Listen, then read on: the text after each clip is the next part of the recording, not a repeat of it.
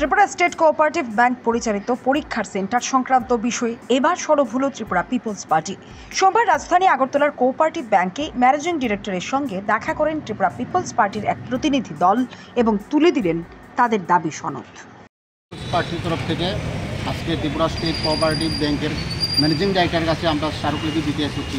কারণ আপনারা জানেন এই রিসেন্টলি এই ত্রিপুরা স্টেট কোঅপারেটিভ ব্যাংক দ্বারা বিভিন্ন ওনাদের স্টাফ এবং বিভিন্ন ওনাদের লোক নিয়োগ করা হচ্ছে, কিন্তু সবচেয়ে আশ্চর্যের বিষয় হলো যে এখানে আমাদের ত্রিপুরা স্টেট কোঅপারেটিভ ব্যাংক হিসাবে সেখানে আমাদের ত্রিপুরা রাজ্যে তাদের নিয়োগের যে পরীক্ষা, সেই পরীক্ষাটা ওনারা অগণতান্ত্রিকভাবে আমাদের বেকারদেরকে বঞ্চিত করে সেখানে বিভিন্ন অন্যান্য রাজ্যে ওনারা দিয়ে দিয়েছে, মানে পরীক্ষা দেওয়ার জন্য অন্যান্য রাজ্যে স্থানান্তরিত করা হয়েছে।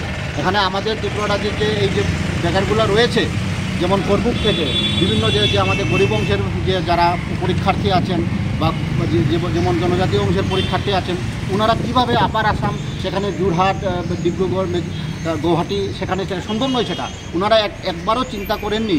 এবং এই যে ওনারা টোটালি প্রাইভেটাইজেশন মানে প্রাইভেটের হাতে দিয়ে দিয়েছে এবং আউটসোর্সিংয়ের মাধ্যমে, সেটা আমরা ঘুর বিরোধিতা করছি। এবং আমাদের ত্রিপুরা রাজ্যের সরকারকেও আমরা বলছি যে বেকারদের এই যে নিয়োগ নীতি, এই নিয়োগ নীতিটা একটুকু আমাদের ত্রিপুরা রাজ্যের গরিব বেকারদের কথা চিন্তা না করে ওনারা টোটালি আউটসোর্সিং করে প্রাইভেট কোম্পানির হাতে দেওয়া হয়েছে, সেটা আমরা বিরোধিতা করছি।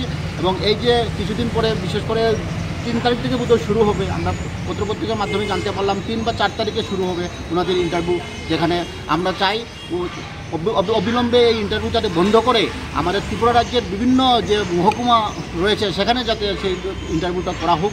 এবং এর জন্য আমরা আজকে ম্যানেজিং ডাইরেক্টরের কাছে ত্রিপুরা পিপলস পার্টির পক্ষ থেকে আমরা ডেপুটেশন দিতে এসেছি।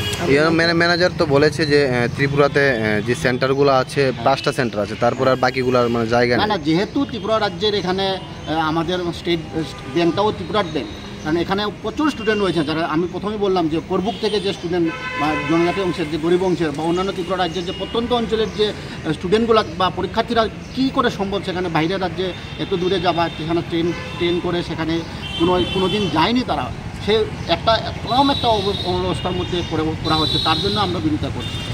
আপনার নামটা? কে ধীরেন্দ্র সিংহ, আমি vice president Tripura Peoples party.